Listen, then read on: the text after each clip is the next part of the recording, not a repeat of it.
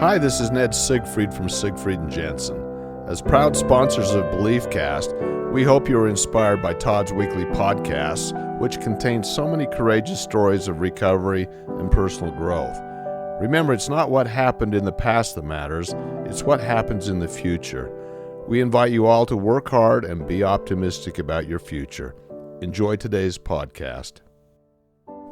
Welcome back, everybody. This is Todd Sylvester with the Todd Inspires BeliefCast. As always, thank you so much for all your support and your belief in me. Thank you to our sponsors, Wasatch Recovery, Siegfried and Jensen, Thread Wallets, and Maury Nutrition. You guys are so wonderful for believing in me and helping me in this cause. So thank you for supporting that.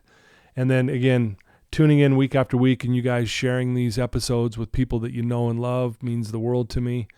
If you have any suggestions that I can make this better, I'm open to feedback always.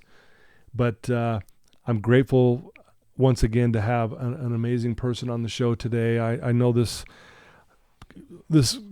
handsome young man's family, and his name's Easton Allred. Easton, thank you for being here. Yeah, thank you, Todd. I'm stoked to be on the podcast. Yeah, stoked to have you here. Easton has an amazing story. He's been through a lot in his life, more than most kids his age have been through. But to see how he's pushed through it and doing good things with it, and you know, I had his mom on the podcast just a few weeks ago. Her episode goes live in a few days. I'm going to have your sister on too. And I was saying this before, I just really admire the way your whole family dynamic is and the way you guys support each other, push each other, challenge each other. And I think it's pretty rare, honestly, to see that in this setting. So thank you for, what you guys do and being an example to all of us. Oh, absolutely. No, I'm so lucky to be a part of that group. Obviously, my family's incredible and definitely very inspired by my siblings and brother-in-law's parents. All around a good place to be. Yeah.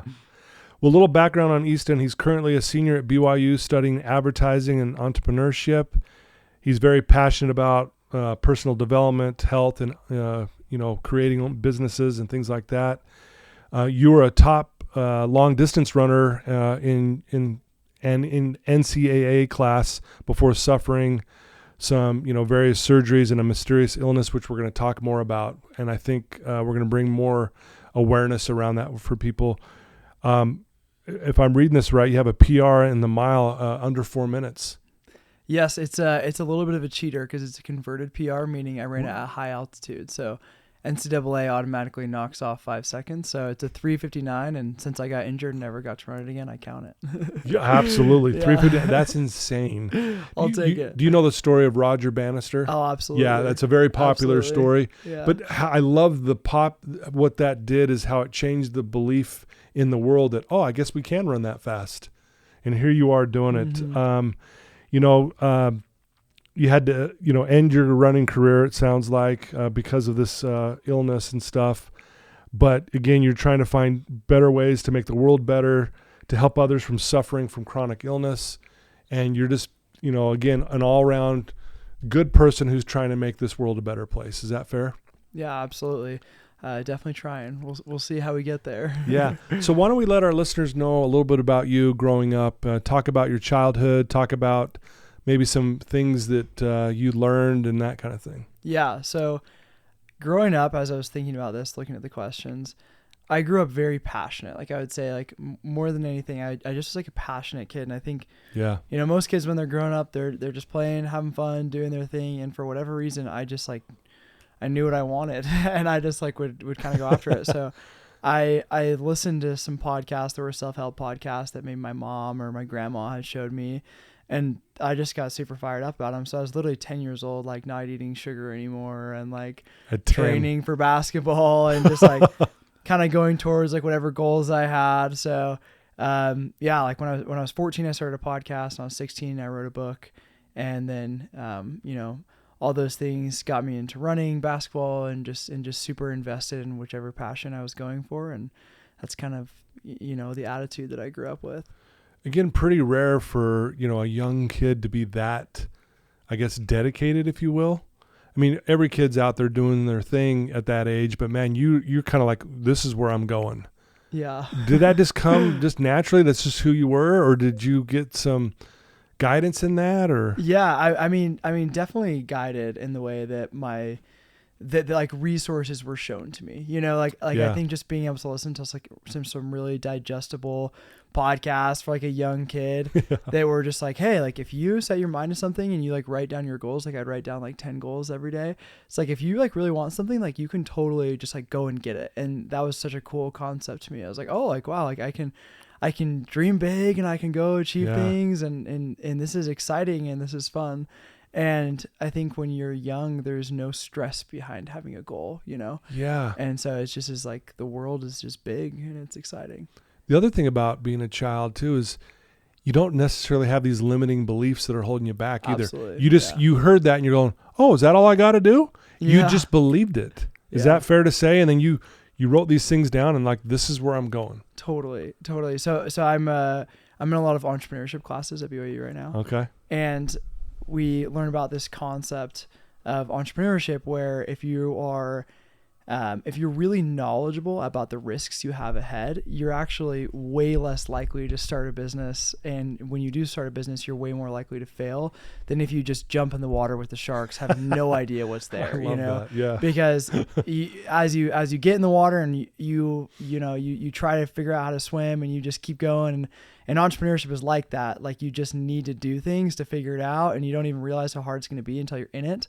But if you knew how hard it was going to be, you'd never do it in the first place. So that's a complicated way of saying that naivety is sometimes a really good thing and just jumping in and figuring things out is sometimes a really good thing. Absolutely right. So you mentioned you started a podcast at, was it 14? Yeah.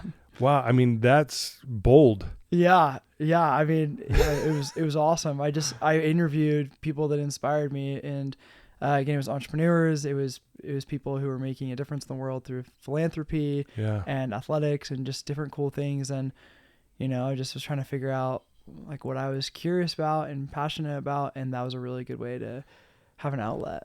Yeah, and again, again, you had the belief, well, I can do this. I'm just going to go do it. Exactly. It's like, why not? And you even said it like you didn't have the stress behind it so much. It was just like, oh, I'm going to do a podcast, right? Totally. And then at 16, you wrote a book. Mm-hmm. So talk about that process and what, let us know what the book is and what it's about and why did you do that? Yeah. So I really like acquired a good bit of knowledge by the time I was 16. It sounds like it. In the self-help world, like I just read so many books about it. And I think at the time I was homeschooled. Actually, no, I guess online school. I did online school. Yeah. And so I had a lot of time to just like throw into reading about this kind of stuff. So I'd read tons of books, I'd listened to tons of podcasts, and I, had my own podcast. And so I just like wanted to write from my perspective to like other kids about like all the things I learned and how it applies now. And it was just like all my really simple takes on personal development and how to best live your life in a positive habit way, I guess is the best way to put it. So it was like tips, tricks, and skills for teens was kind of the caption there. Yeah. So how did you do that? Like, did you research how to write a book? I mean, I've written a book, but it was way later in my life. I can't imagine I'm thinking about what I was doing at 16 and writing a book was definitely not on my mind. How did you figure that out? Yeah. I think it kind of goes towards like the mindset that I had. It was just like, let's throw things at the wall. And it was very imperfect. It still is very imperfect. But I just did it. So I knew somebody that had written a book and I just called them and I said, hey, like I just like have all of these things that I'm passionate about and that I really want to write about. I don't know if people like want to read it, but I just really want to write it. And he just told me his process, which is he just got a ton of sticky notes and he just wrote down everything that he wanted to write about, like everything that was important to him that he wanted in his book. And I did the same thing. And, after about having 80 or 100 sticky notes, I was like, okay, let's organize these into categories and like what would be chapters. And then I kind of elaborated from there and wrote the book. Wow. That's impressive. Yeah. What was the name of the book again? Fueled. Yeah. Wow. And is it available where people can get this? Yeah. It's on Amazon still. It's on Amazon. So people can go to Amazon, type in Fueled and Easton Allred. 16-year-old Easton, you'll get his wisdom. Wow. That's impressive. That's really impressive. And then, as life goes on, you go to school. When did you discover that you were this crazy, insane, amazing runner. Oh man, like, thank you. It's one thing to go run, but it's another thing to realize, you know what, man, there's like, cause it got to a point where you had a chance to maybe even go to the Olympics. Yeah. So let's talk about that journey for a minute. Yeah. So I started out in basketball. That's really where like kind of my story begins. And I just love that sport. And I really gave like everything to it. Like it was the type of thing where in elementary school, like I talked to the principal and he like let me in the school early to like go really? and like use the gym to like practice before school. And then I'd practice after school. And it's like, I had just such little natural talent in basketball. I have no hops and I don't have a great jump shot, but I just practiced a ton and I loved it.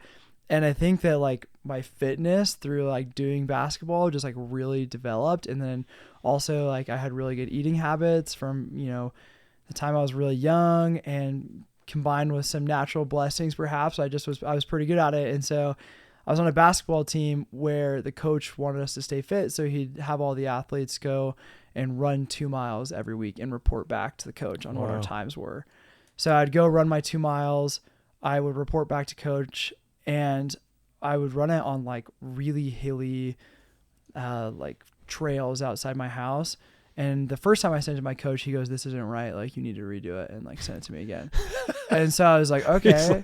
So I was like, shoot, like maybe my like watch is off. Like, so I just like did it again, but then I had the same time or like maybe even faster. And so I was like, I'm just going to like add a minute. And then so I like added a minute or two to it. And then my teammates were like starting to see like what times I was running, and these kids are all way faster than me when it comes to sprints on the basketball court. Yeah. So like none of them believe me. So I just start adding like 3 minutes, 4 minutes to my times, and they're still like quite a bit faster than the other people's times. So I just was like, oh my gosh, like maybe I'm good at this, or maybe my watch is really off. I don't know.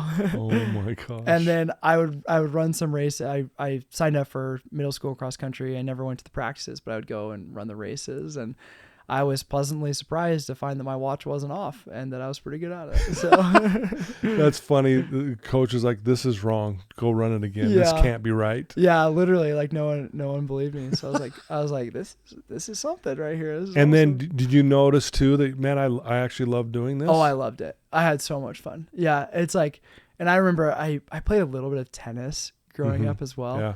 And I would just get so excited every time they like asked us to get on the treadmill, which is pretty rare. They never had us do that, but I loved running whenever I had the chance, and I loved the pacer growing up, which I guess is sort of unnatural, but it just felt like a fun way to push myself and be competitive. And I think everyone likes to win, you know?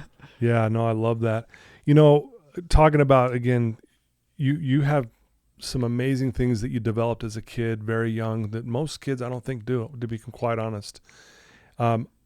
We probably can give a ton of credit to your parents. Absolutely. And I know this is a big question, but what were some of the biggest lessons that you learned, you know, just growing up with the way your parents kind of raised you and some of the things they had you work on, and especially when it comes to believing in yourself? Yeah.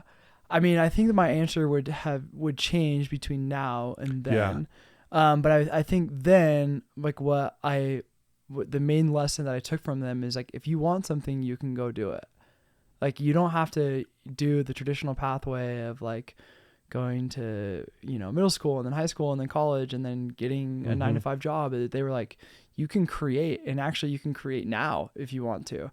And so like I had my YouTube channel and my podcast and my book, and I was like making money, and I was like running well, and like things were really good because I just like set myself up really well, because I just believed that I could do anything. Like I felt very limitless in possibility. Yeah. And I think they taught me that anything was possible. Wow. What a great message for parents to teach their children, right? And it almost sounds like, okay, we know anything's possible, but man, you're one who took that to heart. Again, 10 years old, you stop eating sugar, you start listening to podcasts, you start like, you were even courageous enough to call someone, "Hey, how'd you write your book?" Right? Like, I just think back, I'm being honest, like I would have been afraid to call someone and ask them that question, honestly. But yet were you ever nervous on those kind of things, or did you always find yourself just being really confident in everything that you were doing? Oh man. I mean, I'm sure there was like some level of nerve. I don't recall that so much, but I can say that now, I mean, a lot, and we'll get into this later, but a lot in my life has changed since that like early time period where everything was really simple. Yeah. And I can tell you that now, like, things absolutely make me nervous, and sometimes it like prevents me from doing things. But I also think whenever I feel like scared by something, like this is something I did learn when I was younger, I like try to go at it. And I think I did that too when I was younger. Like if something really scared me, I was like, okay, like that's a really good thing that I should go and figure out. Yeah. Because those things hold you back a lot. And when you just, I think when you actually look something head on and like approach it, you realize it's not as big as it looks. Yeah. So anyways, I've tried to live with that. What's blowing me away is how as amazing that all is that you would have the mindset to understand that at such a young age, right? Like, I feel like I'm still trying to learn that at my age. Totally. Yeah. That to me is the most amazing part, is that you just, you know what? This makes me a little nervous. I'm going to go attack it. I just think that's rare, especially being so young. Yeah. I mean, I definitely feel really lucky to have like had the resources that I had. And I think when I look back at my story, I recognize that it's atypical, and I don't think that everyone needs that as like a young kid. You know, I think it's important to learn eventually. Yeah, and I think it's just a good lesson that we can all get there. Some of us take a little longer, and that's okay. Mm-hmm. You know, so things are cooking along. You're realizing you're doing all these great things, but then let's talk about, you know, you're getting ready to. I mean, you're running at BYU, correct? Mm-hmm. Was this before the illness in the very beginning, before things, you know, started getting really challenging for you? Yeah. So the timeline is a little funky. So I ran in middle school, ran in high school, like found a lot of success in my sophomore and junior year. And then my senior year, mid-junior year, I got really, really sick, like the flu. I got the flu, and it was just like out for a couple of days. But then I stopped throwing up, but then the flu symptoms stayed. And I was like, okay, like this is crazy, because normally like the one thing that gets you through that much like pain of being the flu is like, it's 2 days long. I'm going to be fine. Right. You know? Yeah. It's like, you're like, this is horrible, but it's almost over. So when I was, a week into this, I'm just like, holy crap, like this is so gnarly. And it never went away for like years. And it thankfully ebbed and flowed and wasn't constantly like that severe, but quite often it honestly was. And I was really lucky to be able to run through that. I'd actually feel better sometimes when I ran. Like I'd be really nauseous, and then I'd start running, and then I'd feel okay. And I think that was, that was a really lucky thing to have. Yeah. And then I started, going on this like medical journey, and halfway through my freshman year, or maybe it was the end of my freshman year at BYU, I had a surgery that didn't go very well, and it made it so that I was unable to stand for very long. And so I haven't been able to run since then. But. Wow. So thank you for sharing that. But I know there's a lot of in between stuff that I'd like to get into, if that's okay. Yeah. Here's this kid who just believes he can do anything, and you're I'm going to go do this, I'm going to go do that. And things are going your way, but you're not by accident, but because you're putting in effort and you're working hard, and you get hit with this. And if you could describe maybe what that is, so our listeners can understand what you're actually dealing with, because you didn't know it at first, but you do now. Totally. Just talk about not only the physical pain you were feeling, but the mental and the emotional toil that was taken on you. Mm-hmm. So, what I have is arguable. I don't know that I have it fully defined. Oh, okay. It's what's going on with my body, but okay. Largely I think it falls under the umbrella of dysautonomia. So like nervous system dysfunction. Okay. So, basically originally my main symptoms were just horrible nausea that, never seemed to go away. And then also like a very strong mental health tie. So just, went from being a really happy, motivated, like perfectly healthy kid to just being like so anxious, so depressed, and so nauseous, and also really bad back pain randomly. But just a, light switch, just out, and that continued for a really long time. So, again, I can't even imagine what that was like, because again, it's almost like you're on top of the world, and now all of a sudden it feels like it's crashing in on you. Mm-hmm. I know your family's, you guys are faithful people. You believe in a higher power, God, and that kind of thing. And did that challenge that for you? Oh, absolutely. Do you mind sharing a little bit about that? Because I think people that are listening to us right now, have been in those places where, man, I'm doing all these good things. Why is this happening to me? Mm-hmm. Yeah. No, everything I believed in changed. Everything. I think that, when you're going through something that's physically very painful, you rely on your mental to keep you in it. Yeah. But my mental was taken out by this as well. So I lost like every resource that I had to like fight it. And even I had just like random running injuries then too. So I couldn't run. I couldn't rely on God. I couldn't rely on like meditation or like any other like positive coping mechanism that I could think of. And so, I grew up a member of the Latter-day Saint faith and felt a strong tie to God. Yeah. And I grew up believing that God wouldn't allow his children to feel a certain amount of pain, after some threshold, surely there is mercy and you will not be able to feel that much. And I don't mean to be dramatic, but I truly did not understand that things could be this painful. Like I truly didn't understand that my body could be experiencing the amount of pain I was feeling for such a sustained amount of time without being like dead or passed out or like anything. And I know that's so dramatic, but it's truly how I felt. It was, it was so brutal. So I did a lot of prayer and pleading to just like have comfort through that time. And for those who are listening who are spiritual, I think spirituality is really difficult in times of mental health. And so I lost that connection. That was a really hard time to lose that along with everything else. And I stopped believing in everything that I wrote about in my book because life was no longer as simple. So I had a lot of relearning and rebuilding and, talk about that, because it kind of it wiped out, for lack of a better word, the belief system that you had. Mm-hmm. That powerful belief system. God is good. God's got my back.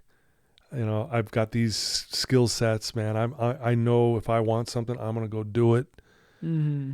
And do you ever, you probably know now, but back then, were you just going, why?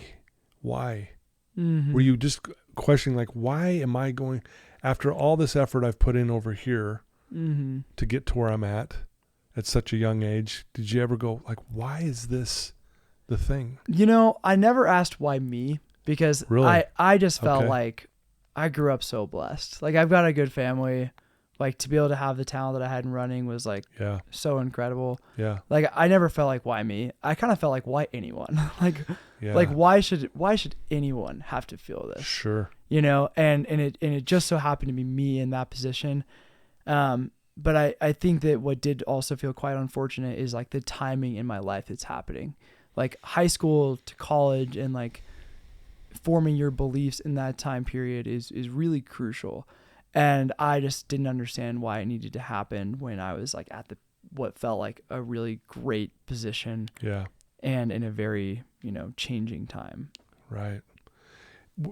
Talk about like, how bad did it get, on the emotional and mental side? Was it ever to the point where you're like, man, I don't want to be here anymore? Mm-hmm. Do you mind sharing those thoughts? I know that's heavy stuff to talk about, and honestly, I was really hesitant to share these things until I like put more distance from it. But I think thankfully it's been long enough and there's been enough healing where I feel comfortable talking about it. But thank you.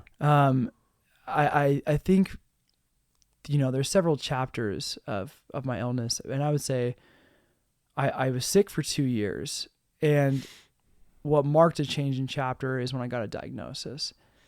And those 2 years before a diagnosis were so hard because I'm experiencing all these things. My family's moving. I switched high schools because we moved a bunch. So I was on my third high school. Oh, wow. And yeah. I didn't even like really go to school full time because I was still kind of doing the online thing. Yeah. But just a really hard time of life to be that sick, and nobody understood why, because I couldn't tell them. I didn't have a name for it, and doctors were just telling me I was anxious, or that or that there was nothing wrong with me. All my blood work was perfect. So I was gaslighting myself. Like I just like. And you're like, excuse me? Yeah. Wow. I was like, I don't believe you, but also like, is this in my head? Like, I don't know. It just really trips you out. But I got to a point where I was like, I can no longer sustain like this level of pain. Like I'm not even 20 years old yet. Yeah. I've got probably another 50 years of my life at least, or who knows. And I cannot do this for 50 more years. Like it's in, 2 years when you're young feels like a really big trend, Right, like that feels like a lot, like a large portion of your life. When for sure. Yeah. And so I was like, this is my life and I can't do this anymore. Like, I don't even know if I can make it till tomorrow. So like 2 years down the road, 5 years down the road is impossible. Yeah. And so kind of like what I had thought in my mind is like, I'm going to give this like another month of just like enduring like as much as I can. And then like, I don't have a choice. Like I'm doing whatever drugs I can get a hold of and like, just like masking this. And like, I don't care if I like can't be like present in my life, or if I have to be like distant, like I can no longer be in this state. And that was like a really like sobering realization. And then I was like, if the drugs don't work, like obviously like I just like felt suicidal after that point. Like I was like, there's just nothing after that. I can't live like this. And I think, just in the nick of time before I was ready to kind of give it all up is when I had that last doctor's appointment that the doctor said, hey, I think you have this. And then I said, I can hang on to that. I said, I don't have all the answers, but I can hang on to something. Wow. It's interesting, like just not knowing what it is and doctors just saying, hey, it's just anxiety, or, you're just making this up, probably had to felt so defeating. First of all, you're like, no, I'm not. You're basically telling me I'm crazy, and I'm not. I'm in pain. So probably, again, very refreshing finally for some doctor to go, here's what I think it is. Here's what you got. Absolutely. And it probably feeling, oh, fine, yeah, I'm not going crazy. Is that part of it? For sure. And there's something to be said to where you go and you speak to someone that's highly educated and you've been referred to them by somebody, you have your hopes up. And then when someone that has, a really strong degree in medical school comes to you and says, I can't fix you, then you just start to believe that you can't be fixed. Yeah. And that's really, really heavy. And then when that happens 20 times over, it's even heavier. Yeah. And so to have someone say, hey, I think you have, it was malls at first is what they thought I had. And he was like, if it's not malls, like what you have is for sure like under this category. And like, I think that I knew in that moment that I wasn't going to have like all the answers like right away. Like I knew I wasn't going to be better that day. Yeah. I knew that it was going to take 6 months to get into doctors to have a surgery that might work, but I was like, I can make it to that point. Yeah. Wow. So that was kind of how long ago was that doctor's appointment, if you will? Oh, so that was probably 3 years ago. Okay. Yeah. So 3 years, and you've been on this journey since then, trying to get back, not only physically dealing with what you're dealing with, but again, how you said you lost the mental game, the spiritual game, like all this stuff felt like it had kind of gone away. Talk about how you've been trying to cultivate that back into, your life again, and has it, and where are you at now? Yeah. So I would say I'm very close to who I was now. I'm so changed as well, and have a lot more history and perspective on things, but I'm back to sort of a similar belief system that I first started with that has a lot more perspective, but it took me so much time. Yeah. And I'm still getting there. And I think that it was just one foot in front of the other for years. And Like PTSD and like trauma is like hard to overcome. Yeah. It's really hard. And I think that I did a good job of like not forcing myself to feel a certain way, not forcing myself to believe any certain thing. Yeah. And I know this isn't important for everybody who listens to your podcast, but Christianity was really important to me. Sure. And I wanted to give it a shot again. And so after I had my first surgery, I felt mental clarity. And so I was like, now that I feel like this clarity, I would like to give this a shot again. And I didn't read any Latter-day Saint content. Like I just started with simple Christian content. Yeah, right. And I didn't even know if I believed in it, but I recognized that I felt better listening and reading and doing that. So I started there. And then with self-help, like, oh my gosh, I would have thrown up if I would have read a self-help book at that time. Right. Because self-help just makes it seem it's like A plus B equals C. Yeah. And my life was not that. Right. Like I couldn't set goals anymore. I couldn't set running goals because I didn't know if I'd be able to run the next week. Yeah. And like everything in my life was so much harder and so much less direct that like self-help just felt like a joke. Right. and so I think that I just have had to take things one step at a time. And as I've been ready, I've kind of adapted new things that have been useful, and that's been really helpful. Wow. Dude, I'm just impressed and just kind of blown away. Just here you are sitting here today and talking with us, and just the journey you've been on, and to, like you said, kind of like quote unquote rebuilding yourself, and you're still working on stuff, obviously. And now that you're here, and you know, I know you're passionate about things. Yeah. And well said. and maybe things have changed now a little bit too, and your passions have changed. What clarity have you gained through this trial, if you will? Like what does it look like for you now? Yeah. So many things. And I appreciate you asking me that question. Deseret News did an article, and it was kind of them to do an article, but they focus a lot of just like what had happened in terms of like the diagnosis and the process, and the story is so much bigger than that. Right. You know? Oh yeah. Because like my story is not a sob story. It's there are sad things about it, and it is hard, and like life is hard. People have hard lives, and people go through hard things, and like that absolutely exists in my story. But there is like so much that I've gained and that I hope to like share with other people through it as well, you know? Yeah. And I think, you know, one of those things is that sometimes life is like a little bit more complicated than A plus B equals C. Yeah. And that doesn't mean that you give up those other principles. And I think that like through that journey, I've learned the importance of persistent and consistent effort. You know, running for BYU, the coach there is one of the best coaches in the world. He just had 2 guys qualify for the Olympics, actually. That's amazing. Yeah, they're phenomenal, and he's phenomenal. And his most infamous coaching statement is, oh goodness, I don't know if I can remember right now, but basically the concept is like consistent effort that is adequate will lead to incredible results. You don't have to be incredible every single day. You just gotta like be consistent in being adequate. Yeah, I like that. And I think I believe in that for my life is like you can't do it all every single day. Right. But if you can just like put in what you can and be really good at doing that every day, you'll get to a good spot.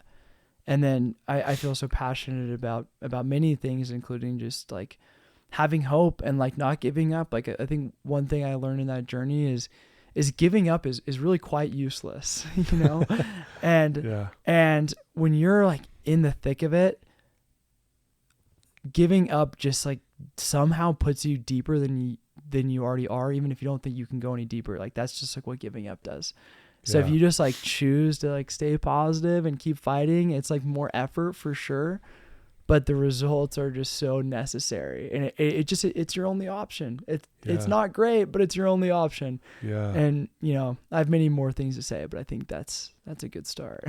Yeah. And again, because you were getting to that point though, like I'm going to give this one more month because I don't want to endure this for 50 years. It's impossible, let alone another 3 months even. Yeah. And again, but then you had that diagnosis and finally some hope.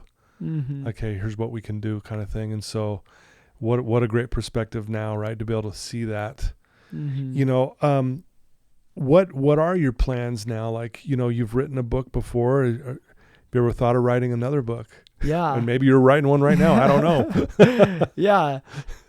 I don't feel ready for my second book yet. I hope that day comes. Yeah. I don't think it's today, but I would love to go back and like chronicle this journey. I think I'm still too much in the chapters to write about it right now. Gotcha. Makes sense. But I'm looking forward to that one day. Yeah. And I'm a senior at BYU. I graduate in April. So congrats. Thank you. Yeah. Thank you. Awesome.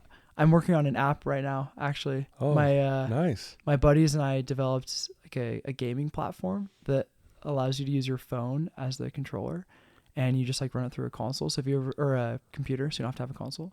Wow. Yeah. So if you ever played Jackbox games, it's kind of like Jackbox games, but you can play like legitimate video games. Oh, okay. So wow. Anyways, yeah. So that's like a project I've been working on at BYU, and nice. And I'll hope to continue that and get venture funding, but I think we're a ways out from there right now. So I'll just keep pursuing that. I'm really passionate about film, and I don't have like a crystal clear vision of like what's next, but I know that it's really important to me that I find a way to like give back to this community of people who are going through something similar to me. And I think my mom may have said this on the podcast too, but it's like, that is like what I feel called for, like there are so many great causes of people that are suffering and going through things, and so many people need help, but this is like my position to help the world. And I think that I'm still searching for the best way to do that, but it's an active search. Yeah. And I'm sure it'll come to you and you'll figure that out. And I have this big belief, Easton, that life happens for us. Mm-hmm. And we may not know why when we're going through something, especially something really difficult like you had gone through and still are dealing with it. But I really believe there's reasons why. And maybe I'm just speaking out loud here. I don't want to, tell you what you already maybe know, but maybe you had to go through all that so you could be that maybe that voice to those that are still in the fire because you've been through the fire. I don't know. Mm-hmm. You know, what do you think of that?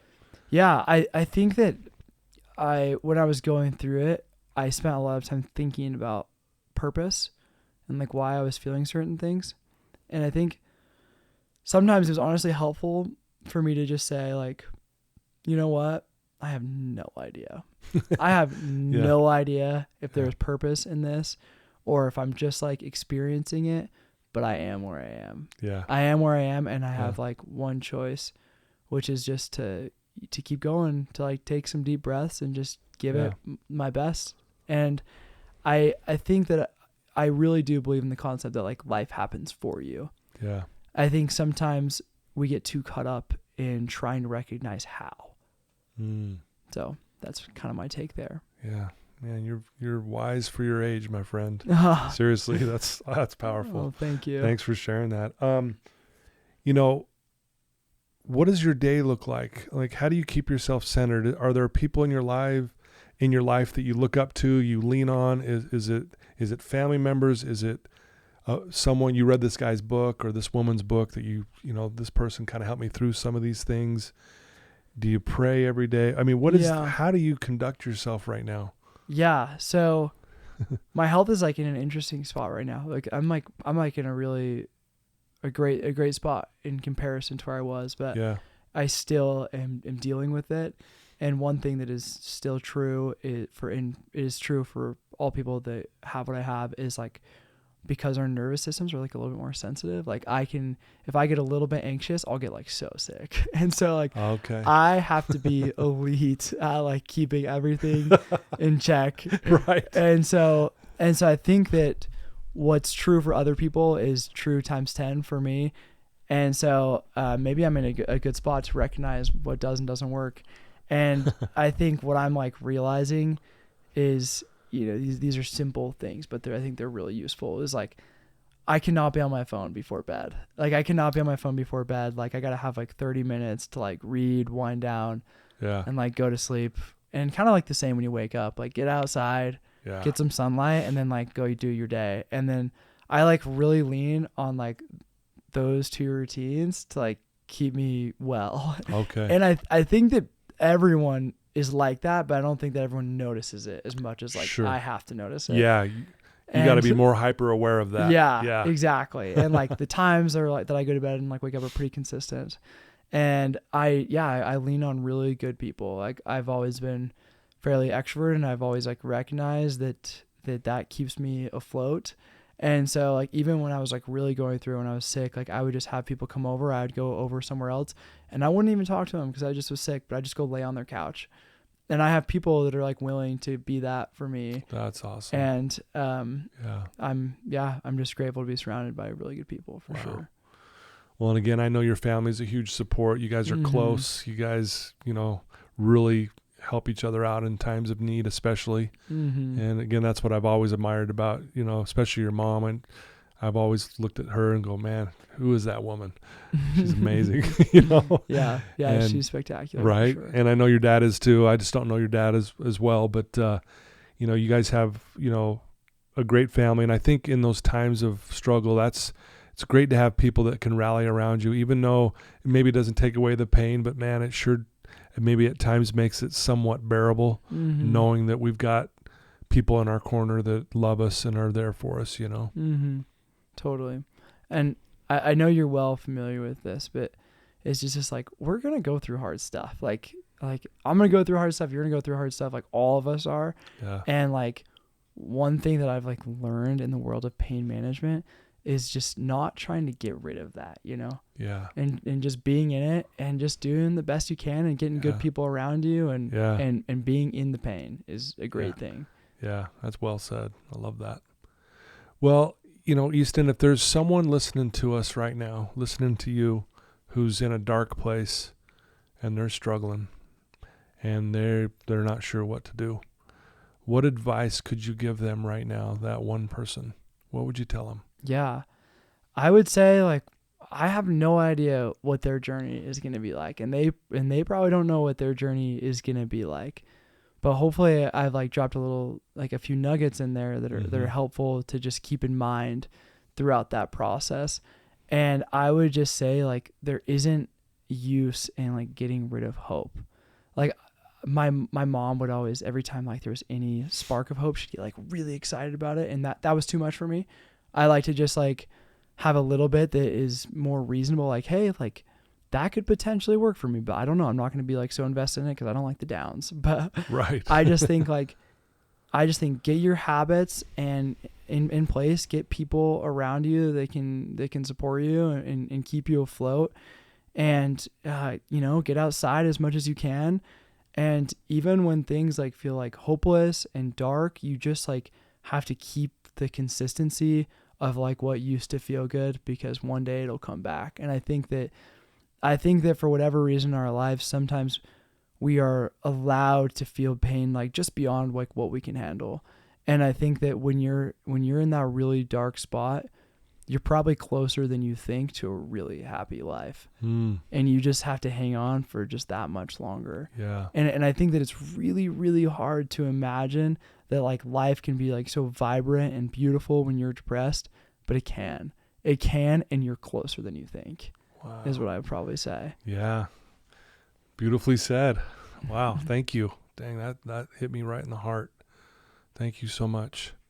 You really are an inspiration, Easton. I know maybe you don't look at yourself that way because you're a very humble kid, but I do. I mean, I've been really edified today listening to your wise words at such a young age and what you've been through and how you've handled it overall. It truly is something that I can look up to personally, and I know anyone listening to your story right now, and my listeners, I mean, how lucky are we? We got to hear Easton today. Huh. How cool is that? So thank you for being who you are. I'm grateful for your family and for your examples, and I don't know. I appreciate all that you're doing to try to make this world a better place. Thank you. I appreciate that. I think that you're doing incredible things with this platform, and a lot of people are going to be helped by all the stories that you're sharing. So I appreciate you allowing me to share mine. Absolutely. If someone wanted to reach out to you, Easton, and just, maybe follow you or get to know you better, is there a way they could do that? Yeah. So Easton Creed is my Instagram, and I'm trying to get better at responding to DMs. So if you reach out to me there, I'll hit you back. Okay.